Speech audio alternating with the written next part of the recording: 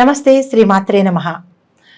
ఇప్పుడు మనం నవంబర్ మాసం 2024, 2025 మార్చి వరకు మేషాది ద్వాదశ రాశుల వరకు ఎలా ఉండబోతోంది, వారి యొక్క శుభాశుభ ఫలితాలు ఏమిటి, ఏం చేయాలి, ఏం చేయకూడదు, సూచనలు, పరిహారాలు అవన్నీ ఇప్పుడు మనం ఒక్కొక్కటిగా చూద్దాము. తదుపరి రాశి కన్యా రాశి. ఈ రాశి వారికి ప్రారంభం లగాయతూ అన్ని విధాల యోగ్యంగానూ లాభదాయకంగానూ ఉంది. వృత్తి వ్యాపారంలో లాభాలు రాణించడం జరుగుతుంది. గృహాల్లో శుభకార్యాలు మీరు ఏదైతే అనుకున్నారో ఆ శుభకార్యాలు జరుగుతాయి. విద్యా ఉద్యోగాల నిమిత్తం మీరు విదేశయానం చేసే అవకాశం ఉంది కాబట్టి ఆ వైపుగా మీరు మంచి ప్రణాళిక వేసుకోండి. గృహ నిర్మాణము, తీర్థయాత్రలు చేస్తారు. దైవ సంబంధమైన కార్యక్రమంలో పాల్గొనడం జరుగుతుంది. పెండింగ్ కేసులు పరిష్కారానికి వచ్చి మీ వైపు తీర్పు వచ్చేటట్టుగా, మీకు జయం చేకూరేటట్టుగా కనబడుతోంది. తలచిన కార్యక్రమాలు మీకు నెరవేరుతాయి. ధన గౌరవాలకు లోటు ఉండదు. చర్మ సంబంధితమైన బాధలు గతంలో కనుక ఉంటే అవి ఇప్పుడు తీరిపోతాయి. భార్యకు అనారోగ్య సూచన, శస్త్రచికిత్స సూచన, తదుపరి ప్రయోగ దోష బాధలు, నరఘోష బాధలు ఎక్కువగా ఉన్నాయి కాబట్టి తగు జాగ్రత్త వహించవలసిందిగా ప్రత్యేకంగా చెప్పడం జరిగింది. స్పెక్యులేషన్ మీకు చాలా మంచి ఫలితాలని, లాభాలని తెచ్చిపెట్టేటట్టుగా ఉంది.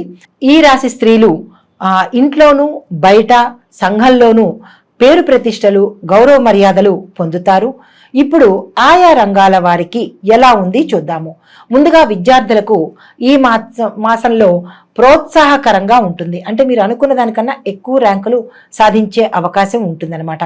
న్యాయశాస్త్రము, ఇంజనీరింగ్, మెడికల్ విద్యార్థులు శ్రద్ధగా చదివితే కనుక మీకు ర్యాంకులు వచ్చే అవకాశం ఉంది కాబట్టి శ్రద్ధగా చదవలసిందిగా సూచన. విదేశాలకు వెళ్ళాలి అని అనుకున్న వాళ్లకు ఈ మాసంలో మంచి అవకాశం కాబట్టి ఈ మాసమనే 2024 ఈ మాసమనే కాదు, 2024 నవంబరు, డిసెంబరు, 2025లో మార్చి వరకు మీకు అనుకూలంగానే ఉంది కాబట్టి పైన చెప్పినట్టుగా మీరు ఆ దిశగా ప్రయాణం చేసి ఎలా చేయాలి అనే ప్రణాళికను వేసుకోండి. అయితే మీరు ఏ పని చేసినా ఈ మాసాల్లో మీరు ఏ పని చేసినా సక్సెస్ సాధిస్తారు కాబట్టి దానికి తగ్గ ఏర్పాట్లు మీరు చేసుకోండి. తదుపరి ఉద్యోగస్తులకు గౌరవ మర్యాదలకు లోటు ఉండదు. అనుకూల ప్రదేశాలకు మీకు ట్రాన్స్ఫర్లు అవుతాయి. నిరుద్యోగులకు ఉద్యోగ అవకాశాలు కనపడుతోంది. గతంలో ఆగిపోయిన ఏరియర్స్ ఏవైతే ఉన్నాయో అవి మీకు ఈ మాసంలో వచ్చేటట్టుగా కనపడుతోంది. తదుపరి వ్యవసాయదారులకు మీ 2 పంటలు అత్యంత లాభాలు తెచ్చిపెడతాయి. విశేషమైన లాభాలు ఆర్జిస్తారు. గతంలో చేసిన అప్పులు తీర్చేస్తారు. తర్వాత ఇదివరలో ఏదైనా మీకు నష్టం వాటి ఉంటే పంటల ద్వారా ఆ నష్టాలు ఇప్పుడు మీకు భర్తీ అయిపోతాయన్నమాట. ప్రభుత్వం నుంచి మీకు సహాయ సహకారాలు మీరు అనుకున్న సమయంలో అందుబాటులోకి వస్తాయి. అయితే ఈ మాసంలో మీరు గతంలో చేసిన రుణాలు తీర్చేస్తారు కాబట్టి కొత్తగా రుణాలను మాత్రం చెయ్యకండి. కొత్తగా పెట్టుబడులు మాత్రం మీరు పెట్టకండి. ఎందుకు అంటే ఒకంత నష్టాలు వచ్చే అవకాశం ఉంది కాబట్టి కొత్తగా ట్రాక్టర్లు కొనడమో లేదా పనిముట్లు కొనడమో ఈ మాసంలో అయితే ఆ ప్రయత్నం చెయ్యొద్దు. తదుపరి వ్యాపారస్తులకు నూతన ఏజెన్సీలు, రియల్ ఎస్టేట్ వారికి కొత్త వెంచర్లు వేసే అవకాశం ఉంది. వాటి ద్వారా మీకు లాభాలు వచ్చే అవకాశం ఉంది. ఉమ్మడి వ్యాపారం కలిసి వస్తుంది. క్రయ విక్రయాలు బాగా జరిగి విశేషమైన లాభాలను తెచ్చిపెడుతుంది. సరుకులు నిల్వ చేసే వారికి లాభాలు ఎక్కువగా వస్తాయి. అంటే లాభాల పంట మీకు ఉంటుందన్నమాట. తర్వాత మీరు రియల్ ఎస్టేట్ రంగంలో కనుక ఉన్నవారు అయితే కనుక రియల్ ఎస్టేట్ రంగం వారు, మార్కెటింగ్ రంగం వారు ఈ 2 రంగాల వారికి ఈ సమయంలో అంటే నేను చెప్పిన నవంబరు, డిసెంబరు 2024, 2025 మార్చి వరకు చెప్పిన ఈ నెలల్లో మీకు విశేషమైన లాభాలు, మీరు అనుకున్న టార్గెట్లు పూర్తి చేయడము, మీకు విశేషమైన ధనము రావడానికి అవకాశాలు కనబడుతోంది. తర్వాత మీరు ఏదైనా టార్గెట్స్ ఫిక్స్ చేసుకుంటాము నెక్స్ట్ దీనికోసమని అనుకున్నట్టయితే కనుక ఇది మీకు సరి అయిన సమయం కాబట్టి మీరు ఆ దిశగా ప్రయాణం చేసి టార్గెట్లను ఫిక్స్ చేసుకోండి. తదుపరి కళాకారులకు, సినీ, టీవీ, నటీనట వర్గం వారికి ప్రతిభకు తగిన గుర్తింపు వస్తుంది. సినీ నిర్మాతలకు విశేషమైన లాభాలు పొందుతారు. తర్వాత గాయని, గాయకులు, క్రీడాకారులకు బహుమతులు వస్తాయి, అవార్డులను మీ సొంతం చేసుకుంటారు. మీకు తగిన అంటే ప్రతిభకు తగిన మీ యొక్క ప్రతిభకు తగిన గుర్తింపు రావడమే కాకుండా విశేషమైన పారితోషికము మీకు ఈ సమయంలో వస్తుంది. చాలా సంతోషంగా ఉండగలుగుతారు. తదుపరి కాంట్రాక్టుదారులకు పెద్ద పెద్ద కాంట్రాక్టులు వచ్చే అవకాశం ఉంది. తద్వారా విశేషమైన ధనాదాయాన్ని పొందుతారు. పనులు చురుగ్గా సాగిపోతాయి కాబట్టి బకాయి పడిన బిల్లులు ఏమైనా ఉంటే కనుక అవి మీకు ఈ సమయంలో చేతికి అందుతాయి. తదుపరి రాజకీయ నాయకులు పెద్ద పెద్ద పదవులను చేపట్టే అవకాశం కనబడుతోంది. ప్రజల్లోనూ ఇటు అధిష్టానంలో కూడా మీకు ఆదరాభిమానాలు కలిగి మంచి పలుకుబడిని, గుర్తింపుని తెచ్చుకుంటారు. ప్రజలలో ఒక రకమైన హోదాని మీరు గౌరవ మర్యాదలు పొందుతారు. ప్రభుత్వం ద్వారా కూడా మీకు గౌరవ మర్యాదలు దక్కే అవకాశము, అవార్డులు ఇచ్చే అవకాశము, తర్వాత ఇటు ప్రజలలోనూ ఇటు ప్రభుత్వం ద్వారా కూడా మీకు గౌరవ మర్యాదలు దక్కే అవకాశం కనబడుతోంది. ఏ రంగంలోనైనా అంటే ఉన్న రంగం నుంచి అంటే ఈ పదవి నుంచి కొత్త పదవికి వెడదాము అని అనుకున్న వాళ్ళకి ప్రథమార్థంలో వదిలేసి ద్వితీయార్థంలో కనుక మీరు ప్రయత్నం చేస్తే కనుక రాజకీయ రంగం వారికి మంచి అనుకూలంగా ఉంటుంది. అయితే కొత్తగా రాజకీయ రంగంలోకి ప్రవేశిద్దాము అని అనుకున్న వాళ్ళు మీ పేరుని బట్టి, నక్షత్రాన్ని బట్టి మీరు రాసులు అవి చూసుకొని శుభాసమయ ఫలితాలు చూసుకొని కనుక ప్రవేశించినట్టయితే మీరు గెలిచే అవకాశం కనబడుతోంది. ఇప్పుడు నక్షత్రాల వారీగా పరిహారాలు చూద్దాము. ఉత్తరా నక్షత్రం 2, 3, 4 పాదాల వారికి నవంబరు, డిసెంబరు 2024, 2025 మార్చి వరకు అన్ని రకాలుగా మీకు లాభదాయకంగా ఉంటుంది. కాబట్టి మీరు ఆ దిశగా ప్రణాళికలు వేసుకొని ఏం చేయాలని అనుకుంటున్నారో ఆ రకంగా మీరు ప్రయత్నాలు చేయండి. అయితే పెండింగ్లో ఉన్న బకాయిలు ఏమైనా ఉంటే ఈ సమయంలో మీరు తీర్చేసుకుంటారు. ఈ సమయంలో మీరు గ్రహశాంతి కోసము ఆదివారం నాడు కేజింపావు గోధుమల్ని కనుక దానంగా ఇవ్వాలి. తర్వాత మీ యొక్క అదృష్ట సంఖ్యలు 2, 4, 8, 9. మీ అదృష్ట వారాలు బుధ, గురు, శనివారాలు. ఈ అదృష్ట వారాలను ఉపయోగించుకుని ఈ అదృష్ట సంఖ్యలతో పైన చెప్పినట్టుగా ఈ అదృష్ట మాసాలు, లాభదాయకమైన మాసాలలో మీరు ఏ పనులు చేయాలనుకుంటున్నారు, కొత్తగా ఏం చెయ్యాలి అని ఆలోచించుకుంటారో ఈ మాసాలని, ఈ సమయాన్ని మీరు సద్వినియోగం చేసుకోండి. అయితే ముఖ్యంగా చేయవలసిన పని ఏంటంటే ఈ సూచనలు పాటించి ఏదైనా కీలకమైన పని చేయాలని అనుకున్న వాళ్ళు, అది చాలా మీకు ఇంపార్టెంట్, తప్పదు అని అనుకున్న వాళ్ళు ఈ సమయాలు చూసుకొని మీరు ప్రారంభించండి. తదుపరి హస్త నక్షత్రం వారికి డిసెంబర్ 2024, 2025 జనవరి నుంచి మార్చి వరకు, అంటే ఇటు 3 ఇటు 2, ఈ 24, 25లో కూడా ఈ 5 నెలలు మీకు విశేషమైన లాభాన్ని, యోగ్యమైన సమయం కాబట్టి దాన్ని మీరు సద్వినియోగపరచుకోండి. ఈ మాసానికి సంబంధించినటువంటి ఏమైనా కీలకమైన పనులు ఉంటే కనుక పెండింగ్లో ఉన్న పనులు కానీ, శుభకార్యాలు కానీ, ఏదైనా మీరు అనుకున్న పనులు ఈ మాసాల్లో చేపట్టండి.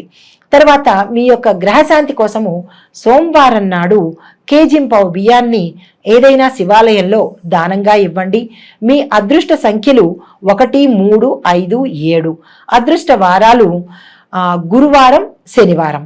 మీరు ఈ 2 వారాలను ఈ అదృష్ట సంఖ్యలను దృష్టిలో పెట్టుకుని పైన చెప్పిన ఈ 5 మాసాల్లో కనుక మీరు ఏం చెయ్యాలని అనుకున్నారు, కీలకమైన పనులు కనుక ప్రారంభించినట్లయితే మీకు విజయం తోడవుతుంది. అయితే తదుపరి చిత్తా నక్షత్రం వారికి డిసెంబర్ నెల 2024, జనవరి, ఫిబ్రవరి, మార్చి 2025 చాలా యోగ్యమైన కాలము, అనుకూలమైన కాలం కాబట్టి ఈ కాలాన్ని మీరు సద్వినియోగపరచుకోండి. పెండింగ్లో ఉన్న కార్యక్రమాలకు తీర్చుకోవడం కానీ, లేదా ఏ శుభకార్యం చేయాలన్నా, ఏ కొత్త పని ప్రారంభించాలన్నా ఈ మాసాలని మీరు సద్వినియోగపరచుకోండి. మీ యొక్క గ్రహశాంతి కోసము మంగళవారం నాడు కేజింపావు కందులు కానీ, కందిపప్పు కానీ దానంగా ఇవ్వాలి. మీ యొక్క అదృష్ట సంఖ్యలు 2, 3, 4, 6. 6. అదృష్ట వారాలు మంగళ, బుధ, శనివారాలు. ఈ వారాల్లో ఈ సంఖ్యలను చూసుకుంటూ పైన చెప్పిన మాసాలని సద్వినియోగపరచుకోండి. అయితే మొత్తంగా ఈ రాశిలో ఉండే నక్షత్రాలు వాళ్ళు కానీ, లేదా మాకు నక్షత్రాలు తెలియదు ఎలా మేము ఇవి పాటించాలి అని అనుకున్న వాళ్ళు ఈ రాశికి చెప్పిన పరిష్కారాలు పాటించినట్లయితే తత్సమానమైన అనుగ్రహం మీకు దక్కుతుంది.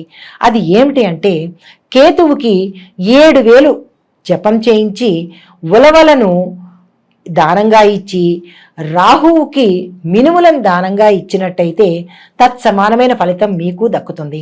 అయితే సుబ్రహ్మణ్యేశ్వర స్వామి క్షేత్రానికి కానీ, దుర్గా అమ్మవారి క్షేత్రానికి కానీ దర్శించండి. తర్వాత పూజలు చేయించుకోండి. నేను ముందుగా చెప్పినట్టు నరఘోష ఉంది కదా మీకు, దాన్ని తొలగించుకోవడం కోసం నారసింహ పంచముఖి ఆంజనేయ స్వామి దర్శనం కానీ, లేదు అంటే ఆ స్వామివారి అష్టోత్తరాన్ని కానీ, పంచకం కానీ, ఇలాంటివి ఏవైనా కనుక మీరు పారాయణ చెయ్యాలి. విని వదిలేయడం కాదు. ఎందుకంటే నరఘోష ఉంది కదా, దాన్ని నివారణ కోసము. లేదా యంత్రాన్నైనా తెచ్చుకొని ఇంట్లో పెట్టుకోవచ్చు. అయితే తర్వాత గణపతి ఆలయానికి వెళ్ళడము, 5 ప్రదక్షిణాలు చేసుకోవడము ప్రత్యేకమైన సూచన. దీంతో పాటుగా పంచముఖి ఆంజనేయ స్వామి వారి యొక్క పటాన్ని మీ దేవుడి మందిరంలో కానీ, ప్రధాన సింహద్వారం యందు కానీ పెట్టుకుని ధూపం చూపించినట్టయితే, అగరబత్తి ధూపం చూపించినట్టయితే ఒకంత నరఘోషకు ఉపశమనం కలుగుతుందన్నమాట.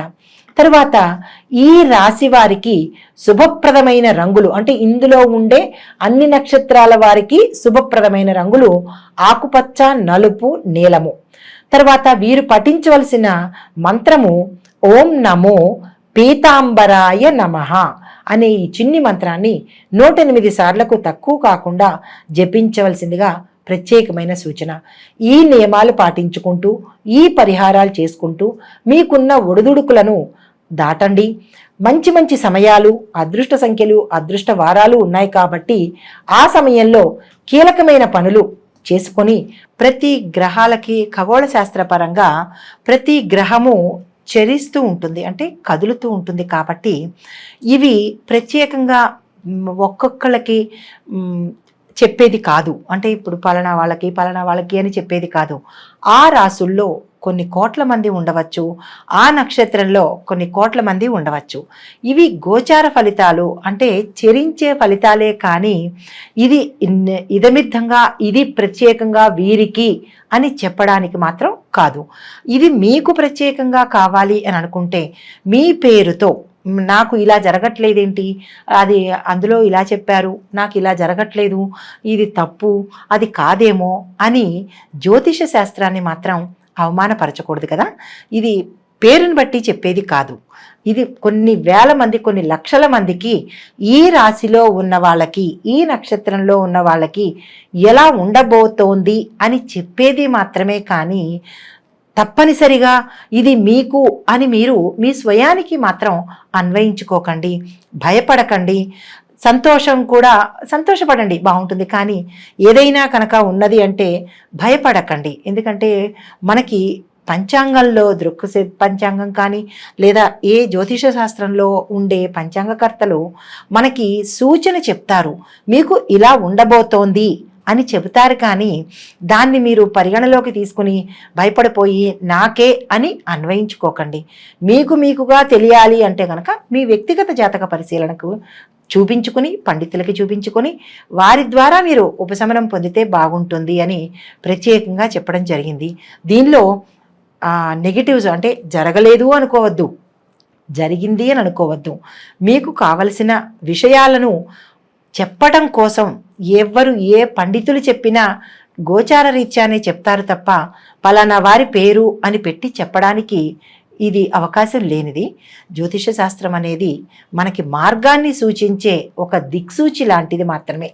దాన్ని ముందుగా తెలుసుకుని తగు జాగ్రత్తలు తీసుకుంటామని చెప్పడానికి ఈ శాస్త్రం మనకి ఉపయోగపడుతుంది. దీనిలోని తప్పొప్పులను ఎంచకుండా, నెగిటివ్స్గా ఆలోచించకుండా, ఎవరిని దూషించకుండా, ఒకరు ఎక్కువ కాదు, ఒకరు తక్కువ కాదు. పండితులు చెప్పేది ఎప్పుడూ సమంజసమయ్యే ఉంటుంది. అన్నీ చూసుకునే చెప్తారు కాబట్టి ఎవరినీ దూషించవద్దు. మీ సొంతంగా ఆలోచించి మీ సొంతంగా మీ నిర్ణయాలు తీసుకోవద్దని ఈ ముఖంగా ప్రేక్షకులకు నేను విన్నవించుకుంటున్నాను.